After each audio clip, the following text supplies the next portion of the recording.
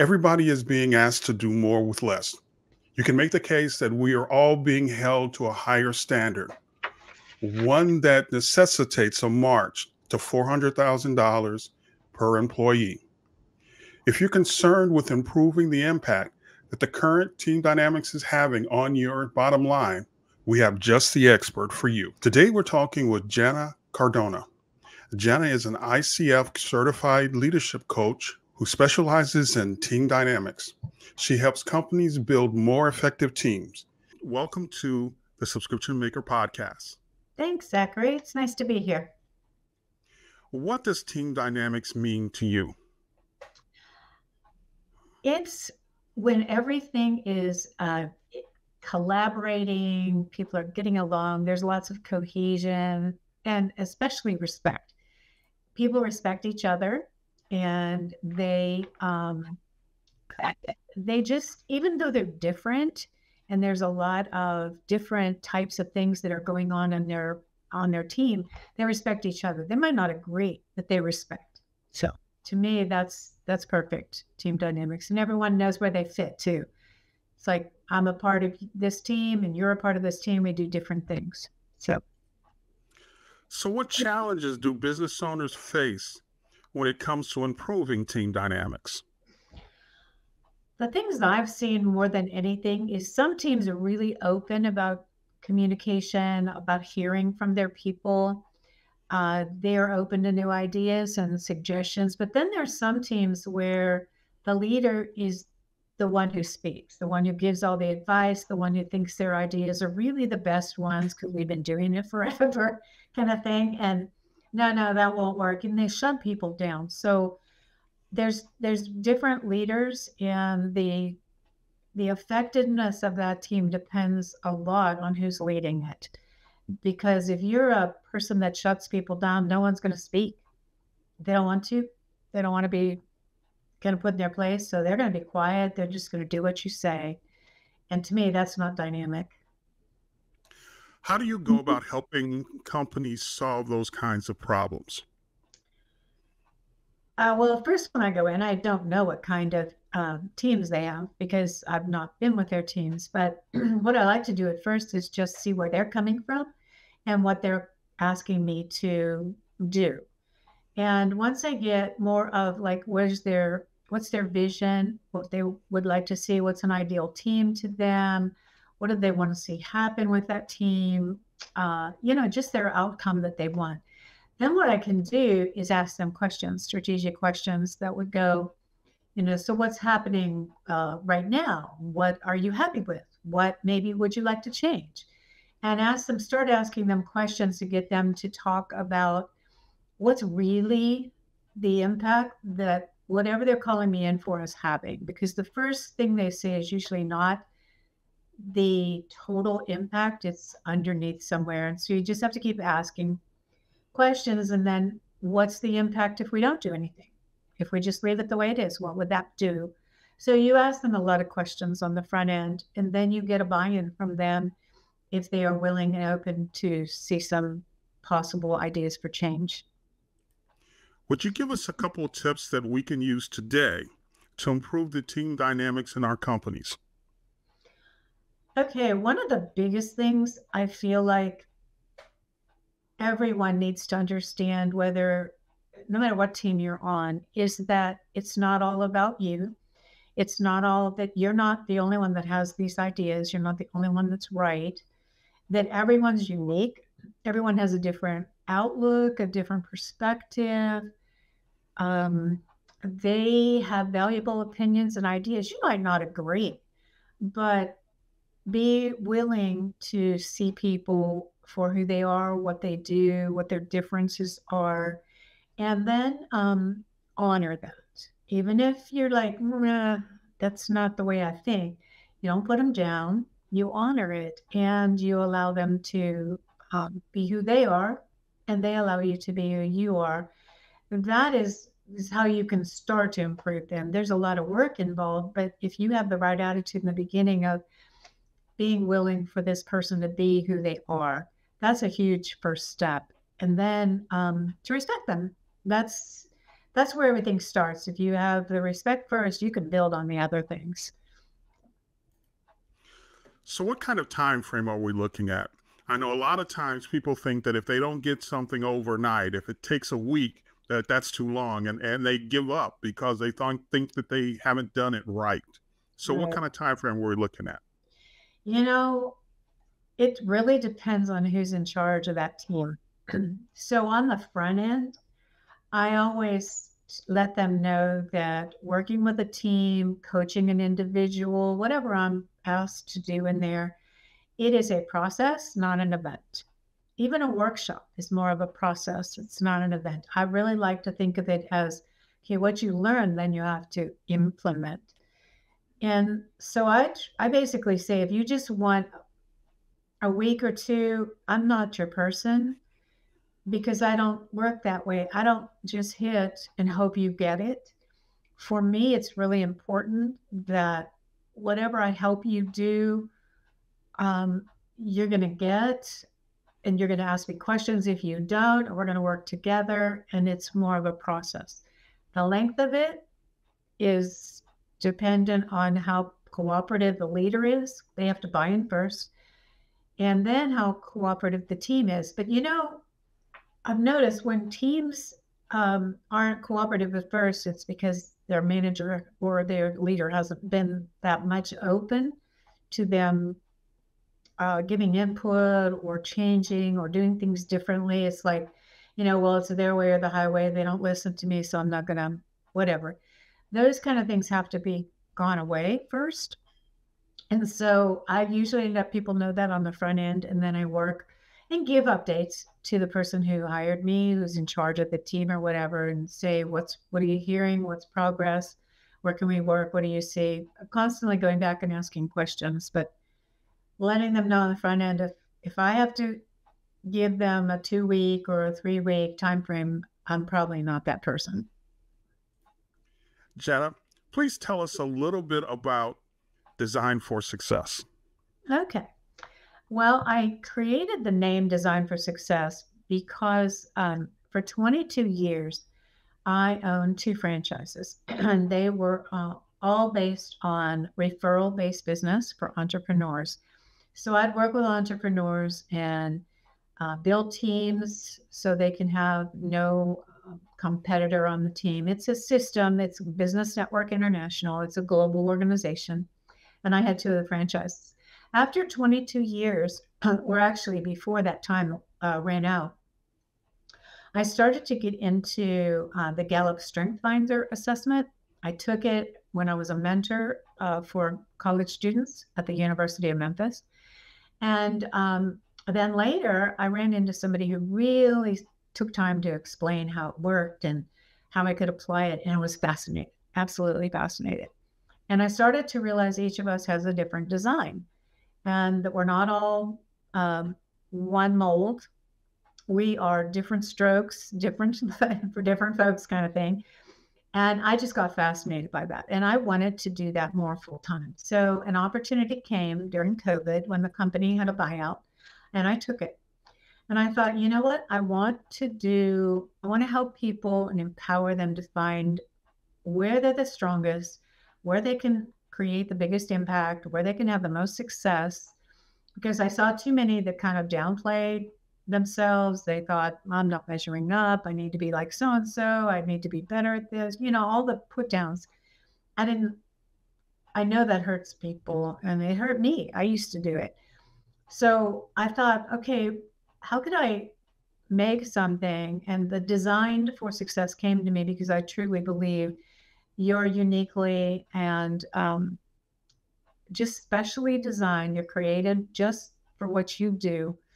And so I just titled it Design for Success. So now it's a company that focuses not only on teams, I love working with teams, but I also really have started picking up more individual clients, coaching clients. And what I like about that is if they're trying to improve, they can start to see their value, start to get rid of some of their limiting beliefs, the things that sabotage them, and move forward. and not have to always worry about fixing weaknesses, but really more focusing on strength and managing the weaknesses and finding collaboration partners. So we also do that on teams. I help them manage their strength or manage their weaknesses by collaborating with their partners on the team. So it's all about creating your life, but from a standpoint of I have strengths. I want to use those strengths for good. So a little Now, background. do you have an online community? I'm developing one because what I did in the process of designing this company, I thought I had coached all these years my people in my BNI groups.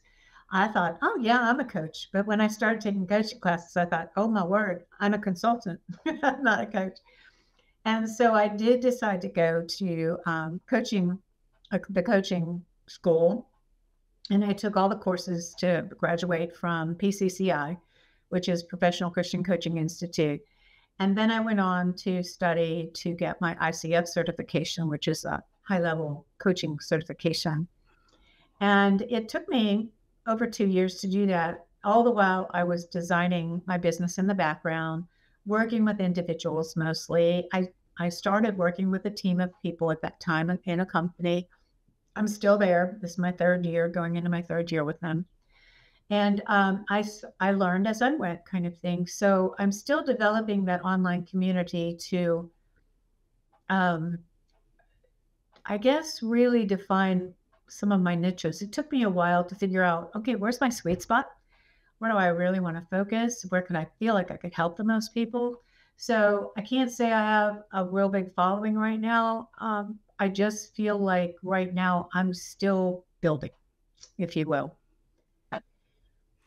Now, you talked about, is it PCI for PCCI, coaching? Professional Christian Coaching. So, what role does faith play in your practice, in your life? I personally have a very strong faith, but I don't push it on people. I come from a background of believing that all of us were created to do something special on this earth. And I see that in strengths. I don't know if you've ever taken the strengths assessment, but it's so unique. It's very different from any other assessment because you get individualized report and yours doesn't read like anybody else's. And so it's fascinating to me. And I thought, wow, we really are unique. We might have the same attributes. There's 34 strengths that Clifton Strengths identifies. However, you and I could have two or three of the same ones in our top, and you could do it differently than me. It's the same word, but your approach, because of the way you're wired, is different than my approach. So to me, you never learn all there is to know about a person. You're always going to be curious. You're always going to be looking for more to understand them. So to me, that's exciting and fascinating.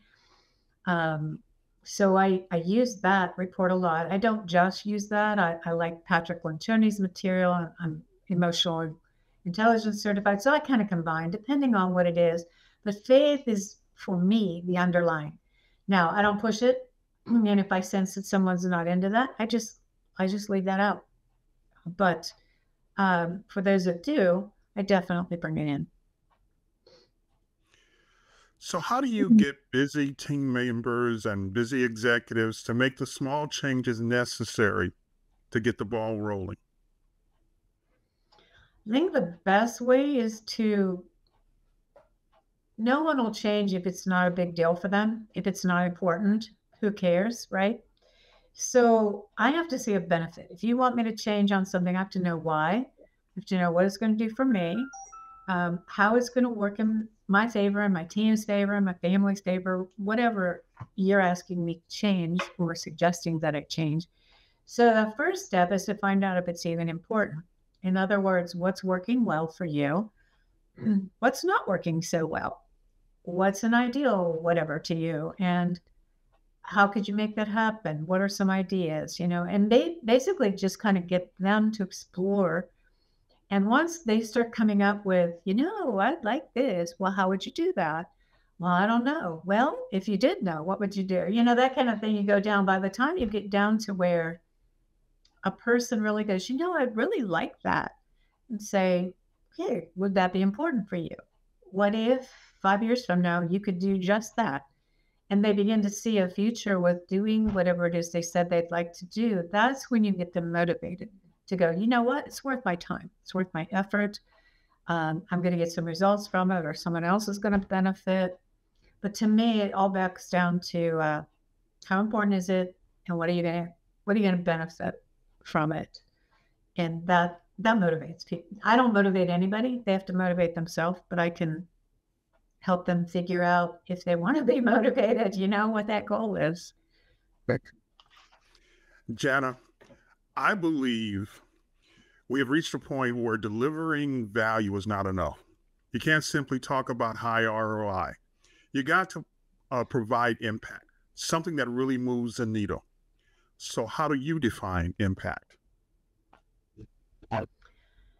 If I want to make an impact, I want it to last. I want what I do to help someone and to create a change in their life, whatever it is, whatever they're trying to do, whatever's important to them. If I can impact them and help them create that change, that's huge impact for me.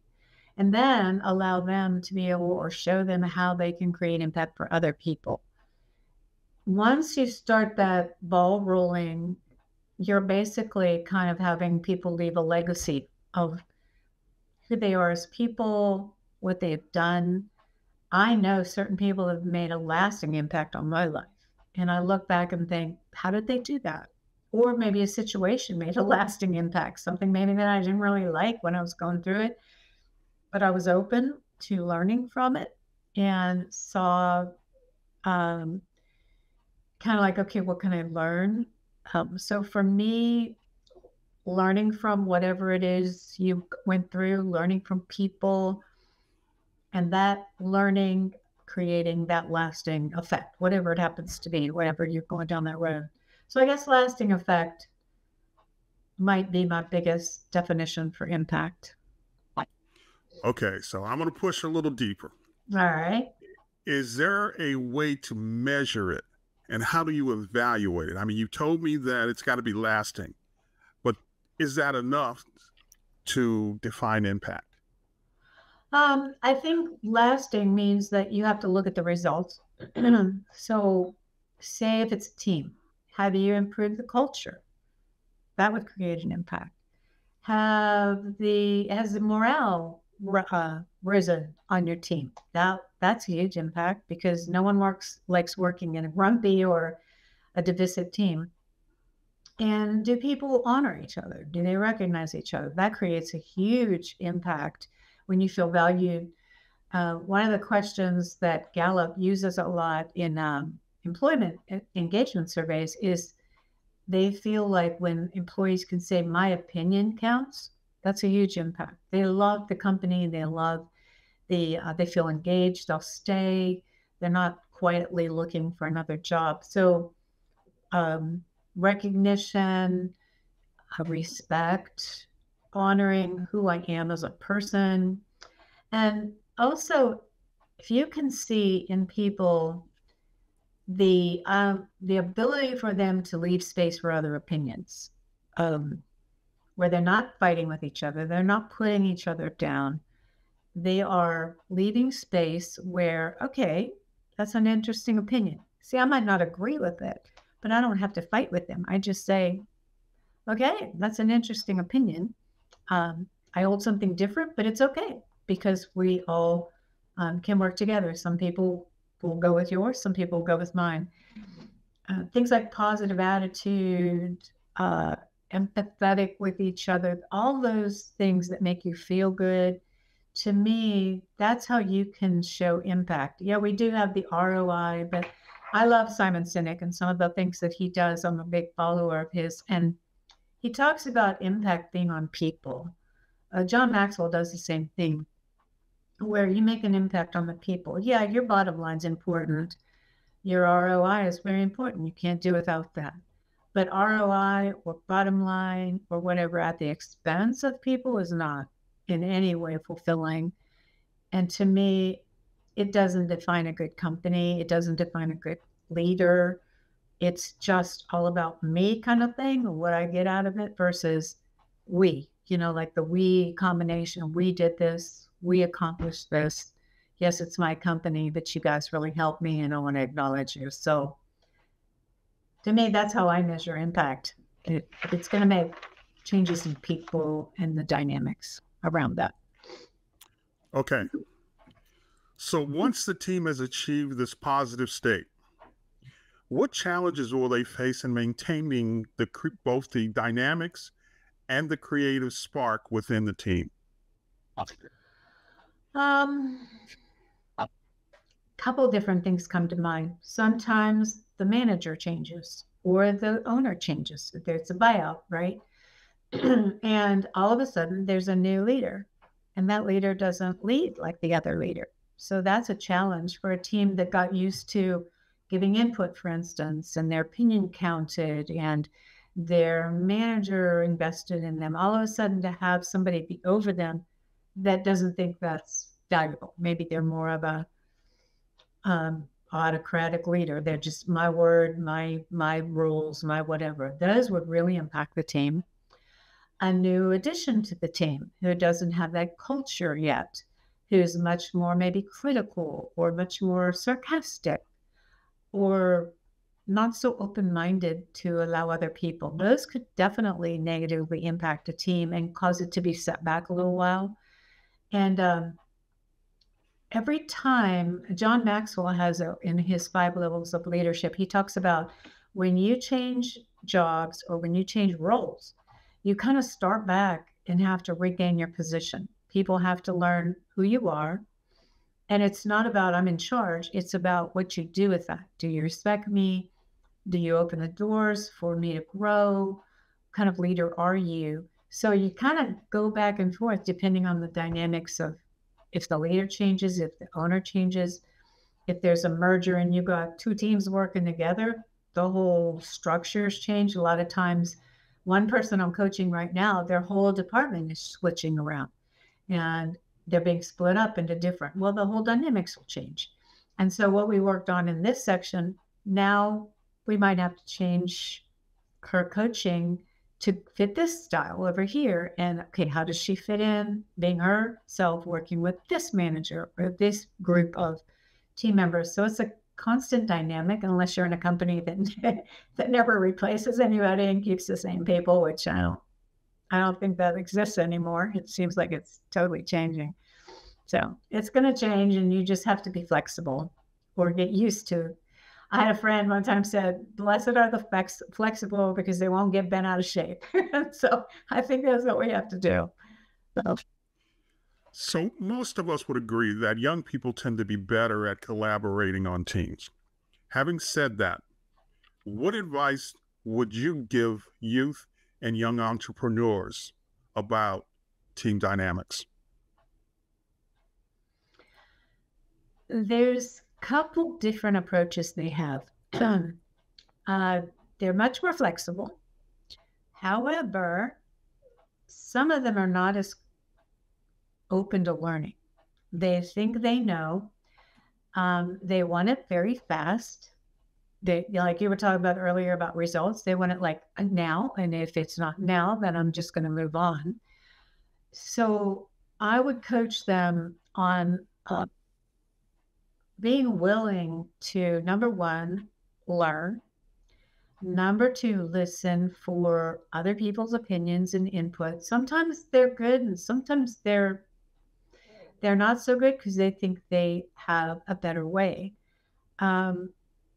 And they're not as open. They're much more flexible in certain things, but they're not as open. And I'm even thinking of my own young people and my grandchildren, is how hard it is sometimes to get your point across. Because one of the things I've noticed is that they tend to think, well, that's your age, that's your generation, this is my generation. And they fail to realize that the wisdom comes from, knocking your head against a couple brick walls or making the mistakes you don't want them to make. And so I find that they might be good at collaborating at times, but they're also a little hard-headed at times. Some of them are extremely open, really like sponges to learn, really take input well. So I think it depends on the person more than anything else. Okay, so this is a question that comes out of left field, but do you teach entrepreneurship, or did you teach entrepreneurship to your kids, and do you teach it to your grandkids? In a way, yes, it's interesting. My daughter started an armed security company, uh, and she started many different things, but this is the one that's lasted the longest and most definitely the one that's impacted her the most. My grandkids, what we do with them is don't just give them money. If they need to have money for, like, one of them needs money for band camp, we go, okay, how are you going to earn it? And so now they come to us going, do you have a way for us to earn some money?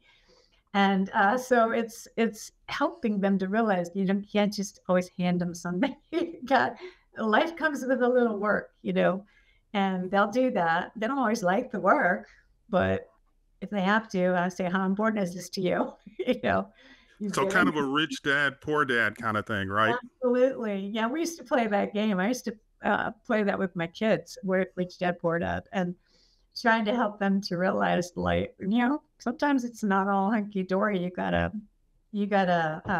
sweep a few floors or mop a few things rather than just always have the glamour part of everything. So yeah.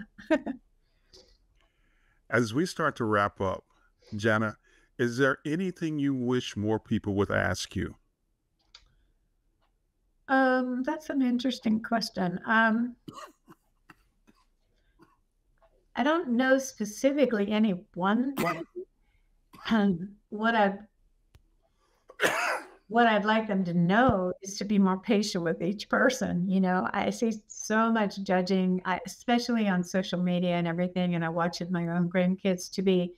You have to be perfect. You have to be, your image has to be just right.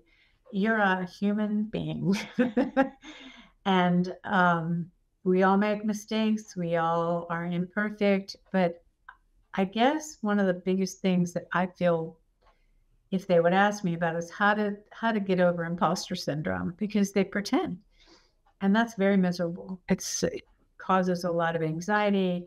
Our our um, society is filled with anxiety, filled with a lot of stress, and I think a lot of it is we're just trying to pretend too much to be something we're not. We're not open and human and go, look, I'm not perfect, but I'm doing my best on this or whatever. So, and I guess it's not so much ask, maybe that question of how do I get rid of imposter syndrome? That might be a good question. I don't know. Is there anything new on the horizon that you feel comfortable telling us about? I'm thinking of starting a couple of mastermind groups. I have to do tomorrow a presentation to entrepreneurs, and part of it is their elevator pitch. And I teach a totally different way to do an elevator pitch. I teach a totally different way to do connecting with people rather than the traditional quote unquote networking. So I've done things at the chamber. They've asked me to do things. And when I teach this different way, everybody's going, oh, wow, I want to know more. So I thought, you know what? I might start a mastermind group on that for maybe 6 weeks of interaction where we help each other, with learning how to connect, because entrepreneurs need to know how to build a business. And I'm not into the financial part of it. I'll leave that to somebody else. I'm into the people side. That's my sweet spot, if you will. I love working with people. I like helping them develop. I like helping them feel good and accomplish things. So that would be my side of the fence. And the masterminds, I think, would be a fun thing. I like groups. I like work. I like asking people questions and having them answer. So to me, a mastermind's good. And then I'm just expanding my coaching. Since I've started coaching more individuals, I'm like, you know what? I like this. I really like helping individuals to succeed. So those are my two new things on the horizon. Besides, I love training. Absolutely, that's my sweet spot. But I'm also really like I think the mastermind. I'm in masterminds, and I've always enjoyed them, except for one, which didn't allow a whole lot of feedback. And I thought, nah, this isn't for me, right? So I want to make mine more interactive and more people giving people ideas. So those are the two new things I'm going to work on. So what's the best way to follow you on social media? Prior to getting in this business, I was not in social media. My people were, and I helped them, but I just wasn't a big Facebook fan. But now I'm really maximizing my LinkedIn profile because I want to have a more business presence. So my LinkedIn is probably the very best way that most people connect with me. And I will definitely look into, especially if you say, you hurt me or whatever, then I know you've got some kind of connection. Because I find sometimes LinkedIn people reach out to you and they're only reaching out because they want something. They want you to use their product, service, whatever. I don't like that. And so I feel like um, if you want some help or you just want some advice or you heard me and you like something I said or whatever, that's a meaningful connection to me. But hey, I help coaches get leads or whatever, and I can do that for you. You know what? What if I have somebody? So LinkedIn is good, but reach out in a way of wanting to connect, not sell.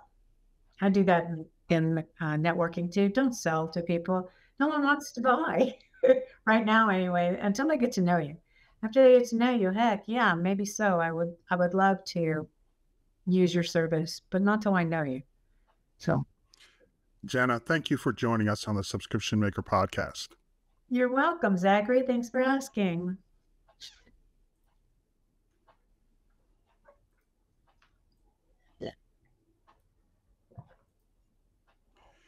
Before we wrap, too many people work way too hard and earn too little from their online businesses. You don't have to be one of us. And that's a wrap.